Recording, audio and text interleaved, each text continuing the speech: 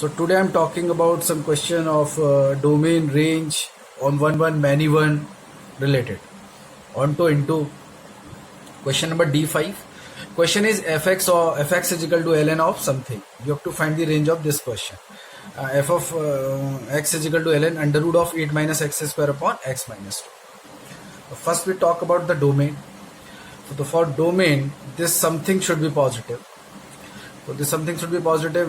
First of all, under root के अंदर जो भी पार्ट आ रहा है that should be positive and x lies minus 2 root 2 से लेके 2 root 2 and obviously numerator is positive, so denominator should also be positive. For this positive x minus 2 greater than 0, x greater than 2, x lies finally 2 से 2 root 2, मतलब this x is acceptable for this questions. अच्छा, अब ln of fx type function है ये. तो first we talk about the range of fx. The range of this function will be the input for ln. तो देखो अब x जो है वो 2 से लेके 2 root 2 के बीच में लाई कर रहा है. अब जैसे ही 2 प्लस से अगर मैं आगे निकलूंगा, जैसे 2 पे तो क्वेश्चन डिफाइन ही नहीं है, but when we are talking about 2.0000 something, तो दिस टेंड्स टू इन्फिनिटी. मतलब 2.00 समथिंग पर ऊपर वाला एक पॉजिटिव नंबर होगा और नीचे वाला 0 पॉइंट समथिंग, मतलब 0.000 मतलब 0 प्लस.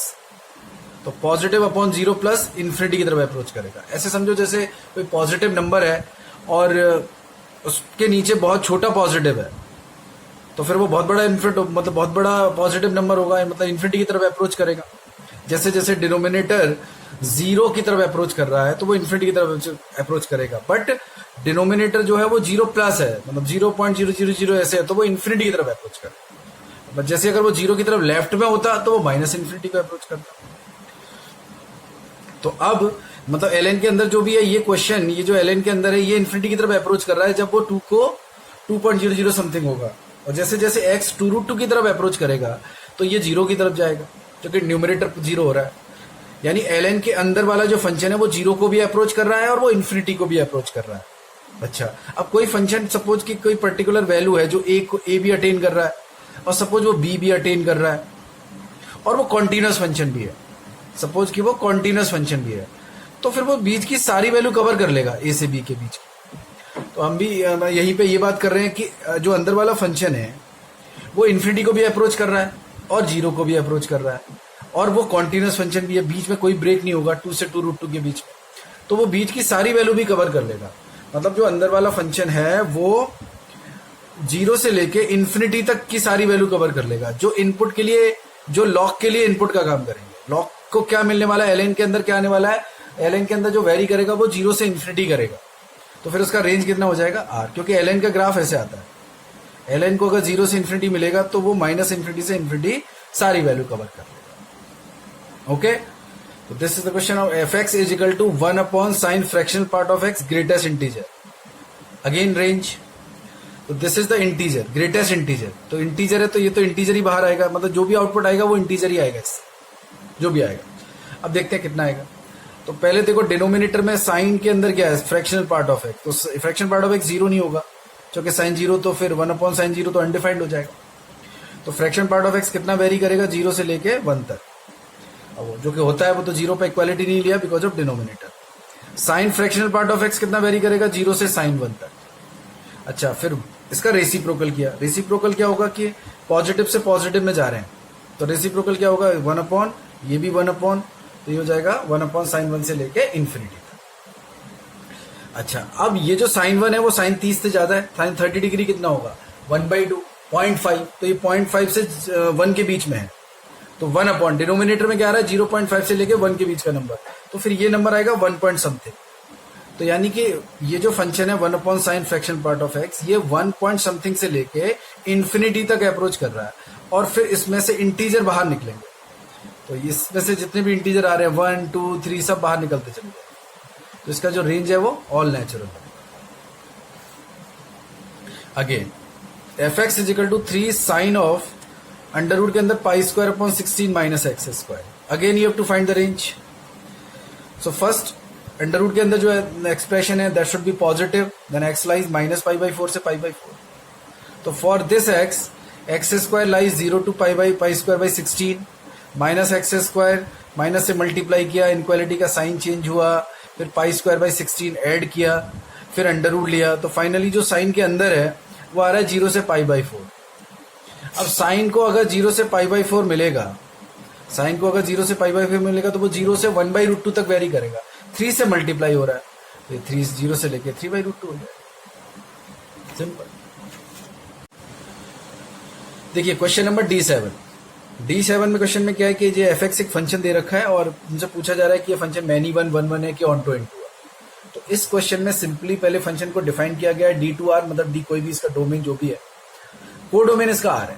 तो मैनी 1 चेक करने के लिए एक हम अप्रोच ये यूज करते हैं कि f(x1) = f(x2), और एंड में जाके पता चला कि x1 = x2 है, तो फिर ये 1 हो जाएगा। मतलब दो जनरल इनपुट लिए हैं, उन पर वैल्यू सेम आ रहा है, मतलब वैल्यू सेम करने के बाद पता चला कि वो दोनों इनपुट इक्वली थे, तो इसका मतलब ये 1 है। ऐसा नहीं होगा तो फिर ये मैनी 1 होगा। तो सिंपल कैलकुलेशन के बाद यहाँ से x1 = x2 आ गया, तो ये 1 हो गया। अच्छा, अब ये फंक्शन जो है वो तो नॉन नेगेटिव है, क्योंकि इसका जो भी रेंज आएगा वो तो नॉन नेगेटिव आएगा, अंडर रूट से आउटपुट तो नॉन नेगेटिव आएगा। तो बट इसका कोडोमेन तो R दे रखा है, क्योंकि रेंज अगर कोडोमेन के इक्वल नहीं है तो फिर क्या होगा, इनटू फंक्शन। इजी। अगेन फिर डोमेन टू R में डिफाइन है 3x² / 4π minus cos πx, this is the cos πx। ठीक है, और ये क्वेश्चन हमें चेक करना है कि ये 1 मैनी 1 है, ऑन टू इनटू है। तो देखो पहले तो 1 का मतलब क्या है, 1 का मतलब ये है कि इनपुट चेंज तो आउटपुट भी चेंज होना चाहिए। मतलब एटलीस्ट दो इनपुट पर अगर सेम वैल्यू आ गया सपोज, तो मैं फंक्शन को देखने के बाद ये पता चल रहा है कि ये तो दो वैल्यू ऑफ एक्स पर सेम वाई वैल्यू प्रोड्यूस करेगा, तो फिर तो वो मैनी 1 हो गया। अब कभी कभी क्वेश्चन को देख के समझ में आ जाता है, अच्छा ये तो बहुत सारे मतलब दो इनपुट पर सेम वैल्यू दे रहा है, ये वाले वो दो इनपुट है जिन पर सेम वैल्यू देगा ये तो सिंपल वहां से बोल दो। अब दिख रहा है कि मुझे ये 3x² / 4π है, इसमें x1 पे वैल्यू निकालो, -1 पे वैल्यू निकालो, एक ही आएगा। और इधर cos πx भी है साथ में, तो cos -θ cos θ होता है। तो इस पूरे क्वेश्चन में अगर f(1) देखोगे और f(-1) देखोगे तो वो तो सेम ही आ रहा है। तो this is the many 1 question function, simple. अच्छा, अगेन ये जो फंक्शन है ये 0 से इन्फिनिटी वेरी करेगा। एक जो फंक्शन है वो 0 से इन्फिनिटी वेरी कर रहा है, और एक फंक्शन है जो -1 से 1 वेरी कर रहा है, और वो जो कि ऐड या सब्ट्रैक्ट हो रहा है। तो ये सारी वैल्यू तो कवर ही नहीं कर सकता। वैसे भी इस क्वेश्चन का जब तुम मिनिमम वैल्यू निकालोगे तो वो -1 आएगा, और ये इसका रेंज आएगा -1 से इन्फिनिटी। तो फिर जो कि कोडोमेन तो R है, तो ये इनटू फंक्शन हो गया। मिनिमम वैल्यू कैसे निकाला, देखो जैसे ये वैल्यू 0 से इन्फिनिटी जा रहा है और ये भी वैल्यू जा रहा है -1 से 1। अब ये वाला जो फंक्शन है वो 0 पे कितना है, मिनिमम, और माइनस करने के बाद ये वाला जो फंक्शन है ये मैक्सिमम हो जा रहा है 0 पर ही। सेम वैल्यू पर ये 0 हो रहा है, सेम वैल्यू पर ये -1 हो रहा है, इसलिए हमने मिनिमम वैल्यू -1 बोला है।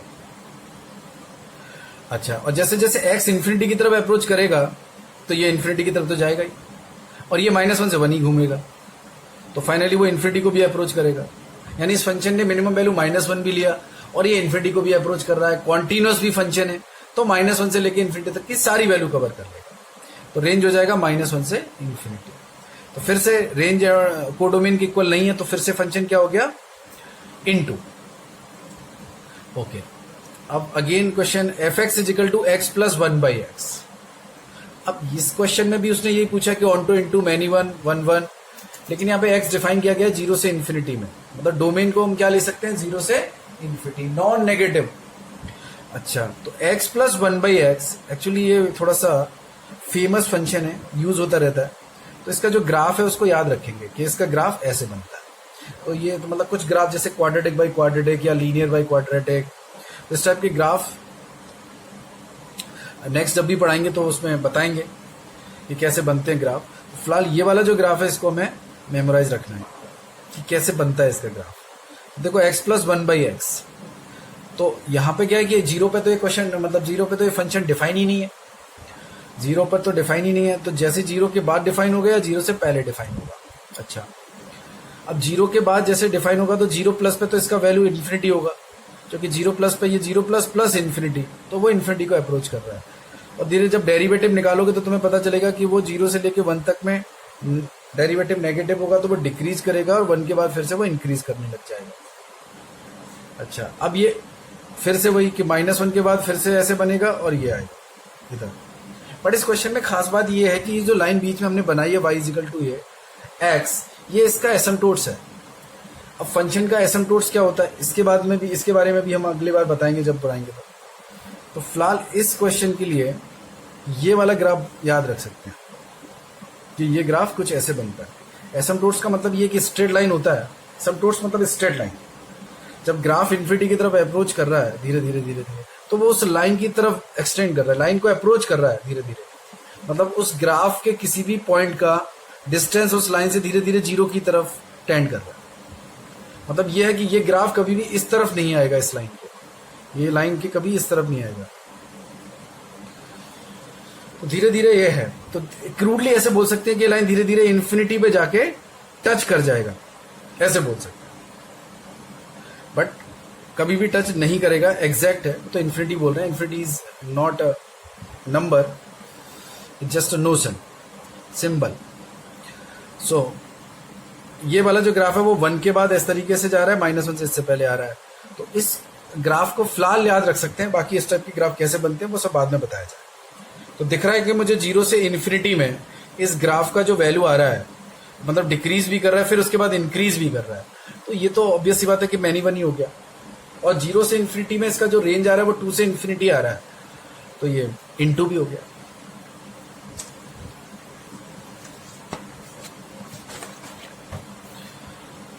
Question number D8 first part, fx is equal to x mod x।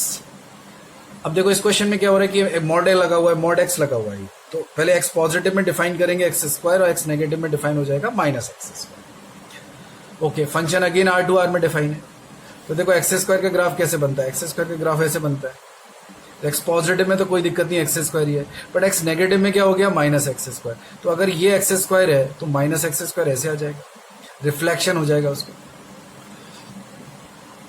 तो अगेन 1 फंक्शन है, दिख रहा है इंक्रीज करता हुआ जा रहा है ऐसे, और सारी वैल्यू कवर कर रहा है, तो फिर onto be function. Again fx is equal to x² plus 1/x²। तो बहुत इजी क्वेश्चन है, देख के लग रहा है कि ये ऑलवेज पॉजिटिव है, न्यूमरेटर पॉजिटिव, डिनोमिनेटर भी पॉजिटिव।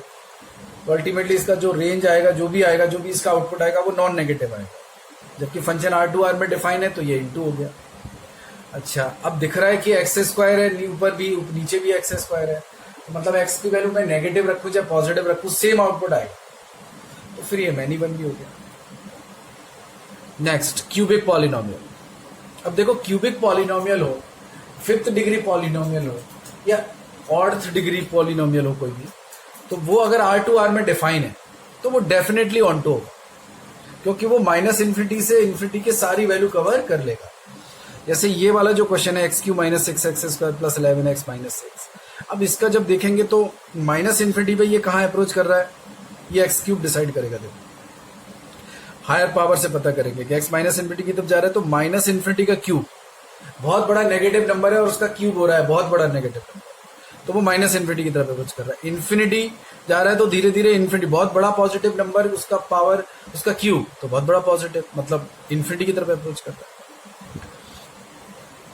तो इसका जो रेंज है वो -इन्फिनिटी से इन्फिनिटी सारी वैल्यू कवर कर लेगा, क्योंकि फंक्शन इन्फिनिटी की तरफ भी अप्रोच कर रहा है, -इन्फिनिटी की तरफ भी अप्रोच कर रहा है, और फंक्शन कॉन्टिन्यूस भी है। पॉलिनोमियल फंक्शन ऑलवेज कॉन्टिन्यूस होते हैं। अच्छा, तो ये फिर ऑनटो हो गया, लेकिन वो R2 R में डिफाइन है, तब हम ये डायरेक्टली बोल पाएंगे कि वो ऑनटो है। बाकी उसने अलग से डिफाइन कर दिया तो फिर देखना पड़ेगा। तो f' जब निकाला हमने इसका डेरिवेटिव, तो वो आ रहा है 3x² - 12x + 11। तो ये एक डिफरेंशिएबल फंक्शन है, पॉलिनोमियल है, और तो इसका जो डेरिवेटिव है वो ऑलवेज पॉजिटिव नहीं है। इसका जो डेरिवेटिव है वो जो क्वाड्रेटिक आ रहा है वो ऑलवेज पॉजिटिव नहीं है, वो तो कभी नेगेटिव भी होगा कभी पॉजिटिव भी होगा। मतलब डेरिवेटिव अपना साइन चेंज कर रहा है, मतलब डेरिवेटिव साइन चेंज कर रहा है, मतलब वो कभी प्लस भी है कभी माइनस भी है। इट मीन्स कि फंक्शन कभी डिक्रीज भी करेगा कभी इंक्रीज भी करेगा, तो ये तो मैनी वन हो गया फिर, सिंपल। अच्छा, और दूसरा लॉजिक ये भी है कि इसके फैक्टर देखोगे तो इसके फैक्टर आ रहे हैं 1 2 3, और कोई भी एक ऐसा फंक्शन तुम्हें दिखाई दे रहा है जिसके मल्टीपल रूट्स हैं, तो वहीं से बोल देंगे कि वो मैनी वन है, क्योंकि मल्टीपल रूट्स का मतलब बहुत सारे वैल्यूज हैं जहां पे वो 0 हो रहा है, तो बस मैनी वन हो गया। tan 2 sin x, वही फंक्शन डिफाइन है, और तो many one 1 1 onto into पता करना है। तो tan 2 sin x, इसको देखते ही मुझे दिख रहा है कि ये तो जैसे मैं x 0 रखूंगा तो tan के अंदर 0 बन जाएगा, पाई रख दूंगा तो भी 0 बन जाएगा, 2 पाई रख दूंगा तो भी tan के अंदर 0 बन जाएगा। तो ये तो f of 0, f of pi, f of 2 pi, f of n पाई सब 0 आने वाला है। तो ये तो मैन इवन हो गया। अच्छा, अब रेंज की बात करें, अगर रेंज हमने कोडोमेन के इक्वल कर दिया तो फिर ये ऑन्टो हो सकता है। तो मैंने अंदर देखा कि 2 sin x तो वेरी करेगा -2 से 2। अच्छा, अब tan को क्या इनपुट मिल रहा है? tan को इनपुट मिल रहा है -2 से 2। अब मैंने tan का देखा नेचर क्या होता है। tan -π/2 से π/2 में सारी वैल्यू कवर कर लेता है। मतलब tan को अगर इनपुट मिल जाए -π/2 मतलब -1.57 समथिंग से लेके 1.57 समथिंग से, तो वो सारी वैल्यू कवर कर लेगा। जबकि इनपुट मिल रहा है -2 से 2, तो -2 से 2 का तो सबसेट है -π/2 से π/2, -π/2 से π/2 वो तो सबसेट है -2 से 2 का, तो वो तो सारी वैल्यू कवर कर लेगा फिर, क्योंकि उसको तो -π/2 से π/2 मिल जाए तभी सारी वैल्यू दे सकता है, तो उससे तो ज्यादा ही इनपुट मिल रहा है। तो इसका रेंज R होगा, तो मतलब ये onto. Second part, tan of sin x। अब यहां पे sin x हो गया है, तो फिर अभी भी मैन इवन है, क्योंकि 0 पाई 2 पाई n पाई सारी पे वैल्यू सेम आ रही है। लेकिन अब जो tan को इनपुट मिल रहा है वो -1 से 1 मिल रहा है, तो -1 से 1 मिल रहा है तो सारी रेंज कवर नहीं हो पाएगी, केवल वो tan 1 से -tan 1 से tan 1 तक ही जा पाएगा। तो इसका मतलब ये इनटू फंक्शन। अच्छा, तो देखो अब ये क्वेश्चन है कुछ पार्ट 2 के, कुछ ऑब्जेक्टिव वाले सेक्शन के। तो fx is equal to ln of 3x square -4x plus 5। तो नंबरिंग मुझे याद नहीं है अभी, तो वो देख लेना। ln of 3x square -4x plus 5। तो अगेन ln के अंदर ये जो भी फंक्शन है, पहले मैं ये फाइंड आउट करूंगा कि ये कितना वैल्यू दे सकता है। ln को क्या इनपुट मिलने वाला है, माने 3x स्क्वायर -4x प्लस 5 कितना वेरी करेगा। तो पहले तो मैं ये देखता हूं कि पहले तो इसका डोमेन क्या है, मतलब ये कौन सी x की वैल्यू एक्सेप्ट कर सकता है। तो पहले मैंने चेक किया कि ये जो ln के अंदर है ये पॉजिटिव होना चाहिए। तो जब ये पॉजिटिव चेक किया तो इसका सॉल्यूशन तो ऑल रियल वैल्यूज आ रहा है, क्योंकि जो अंदर बैठा है वो ऑलवेज पॉजिटिव ही है, क्योंकि वो क्वाड्रेटिक है। जिस क्वाड्रेटिक का डिस्क्रिमिनेंट नेगेटिव हो रहा है, coefficient of x square positive है, मतलब ये ऑलवेज पॉजिटिव है, यानी कि कोई दिक्कत नहीं है, कोई भी एक्स का वैल्यू एक्सेप्ट कर लेगा ये। अच्छा, अब ये कोई भी वैल्यू ऐसे एक्स का वैल्यू एक्सेप्ट कर लेगा, यानी all real values of x के लिए 3x स्क्वायर -4x प्लस 5 है जो वेरी करेगा, उसका जो रेंज होगा वो -d/4 से लेके इन्फिनिटी तक होगा। ये रेंज होता है, और जैसे ये क्वाड्रेटिक है तो इसका जो रेंज है वो -d/4 से लेके इन्फिनिटी तक जाएगा। तो यहां से पता चलेगा कि ये 11/3 से लेके इन्फिनिटी तक वेरी कर रहा है। अब हम दोनों साइड में log बेस e पर हमने log ले लिया। बेस e मतलब ग्रेटर देन 1 है, जिसको ln बोलते हैं। तो ये fx हो जाएगा, और यहाँ पे इनक्वालिटी का साइन चेंज नहीं होगा क्योंकि बेस ग्रेटर देन 1। तो ln 11/3 हो जाएगा, और ln को जब इन्फिनिटी मिलेगा तो वो इन्फिनिटी की तरफ ही अप्रोच करेगा। अच्छा, नेक्स्ट ये भी सिंपल है कि log बेस दे रखा है √5, और ये log के अंदर ये सब कुछ कोई फंक्शन है ट्रिग्नोमेट्रिक, और इसका रेंज पूछा जा रहा है। तो अगेन जो log के अंदर है पहले मैं उसका बारे में पता करता हूँ। तो मैंने जब उसको पता किया तो ये a sin x plus b cos x कुछ टाइप फंक्शन है। ये तो मैं जानता हूं, ये तो -√a² प्लस b² से लेके √a² प्लस b² तक जाता है।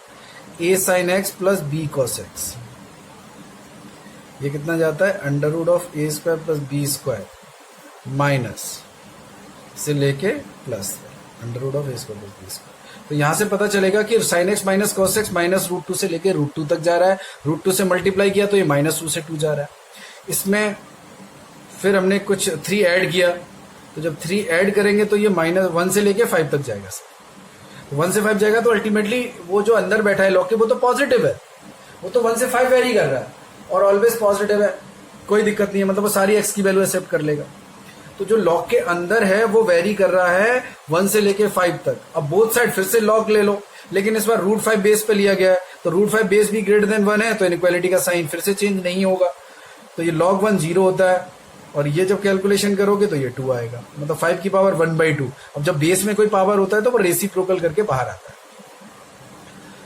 ओके, ये अब देखो अगला क्वेश्चन है कि fx is equal to x³ plus x² plus 3x plus sin x। एक क्यूबिक है और फिर n में एक sin x ऐड हो रहा है इसमें। तो जब तुमने इसका डेरिवेटिव निकाला तो 3x² plus 2x plus 3 plus cos x ये आ रहा है। अच्छा, अब ये जो क्वाड्रेटिक है इसके बारे में मैं पता करूंगा कि ये कितने से कितने तक वेरी करेगा।